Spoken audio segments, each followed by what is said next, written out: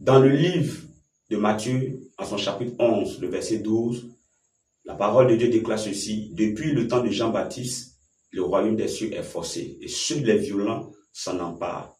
Nous avons tous des rêves, nous avons tous des ambitions, nous avons tous la soif de voir le royaume de Dieu s'établir sur la terre dans nos vies.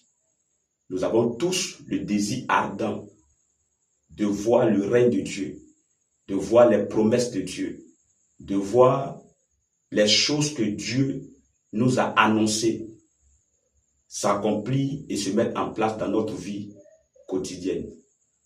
Mais malheureusement, c'est une petite partie des croyants qui comprennent l'importance de ce verset qui pourront voir le règne de Dieu s'établir dans leur vie. Si tu portes un rêve, si tu portes un projet de Dieu, si tu portes le fardeau d'être un témoin, de manifester le règne de Dieu par ta vie, et que tu sois un instrument de conversion pour plusieurs dans ta génération, il faut que le rêve que tu portes, il faut que le projet que tu portes atteigne un niveau où ça hante ton esprit. Voyez-vous, tant que le rêve, tant que le désir ardent de voir le règne de Dieu dans ta vie n'a pas atteint le niveau où ça hante ton esprit, où ça peut t'arracher le sommeil, ça peut te retirer de ton lit, n'est-ce pas, pendant que tout le monde est confortablement allongé dans son lit. Si le rêve et le projet que tu portes pour les choses de Dieu, pour le règne de Dieu dans ta vie et dans ta génération, en sorte que tu sois un témoin concret pour amener plusieurs personnes de ta génération en voyant ta vie à se donner au Seigneur Jésus-Christ. Si ce rêve, si ce projet, si cette ambition n'a pas atteint le niveau où ça peut même te priver de nourriture, te priver de distraction, te priver de la nonchalance, te priver de tout ce qui est stérile et te donner une certaine concentration, une certaine force, un dynamisme approuvé, et que tu comprennes la façon dont tu dois marcher, que ce soit dans la prière, ton engagement, ta détermination dans la recherche des voies de Dieu par rapport aux rêves, dans ta recherche et dans ta quête de Dieu, par rapport aux orientations et par rapport aux directives que le Seigneur peut te donner, qui peuvent t'amener à pouvoir voir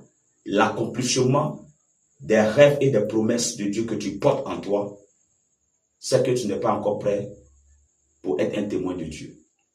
Il dit dans ce verset de Matthieu chapitre 11, verset 12, le royaume est forcé. Ne voyez pas seulement le royaume éternel, là où on parle du paradis et de la vie éternelle.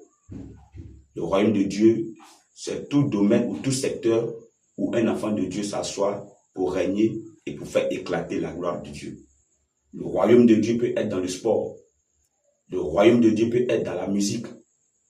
Le royaume de Dieu peut être dans une fonction quelconque. Le royaume de Dieu peut être même dans ton foyer.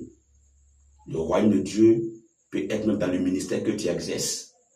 La dimension royale, la couronne que tu poses sur ce que tu es en train de faire pour le Seigneur, c'est ça le royaume de Dieu aussi.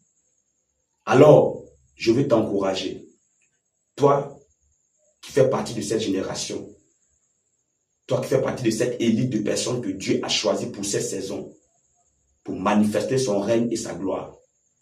Relève-toi. Relève-toi parce que tu n'es pas seul. Le Saint-Esprit est avec toi et la vie de Dieu qui va se déployer au travers de ton canal permettra une facilité dans la conversion de d'autres personnes qui sont là et qui t'observent. C'est pourquoi tu n'as pas droit à échouer. Tu n'as pas droit à plaisanter avec le rêve de Dieu que tu portes. Tu n'as pas droit à t'amuser avec les ambitions divines que Dieu a placées sur ton cœur. Arrête la paresse, arrête l'amusement, arrête la distraction.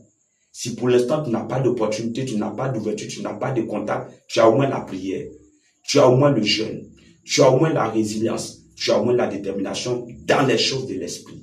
Alors, Dieu ouvrira ton ciel pour t'accorder son bon trésor.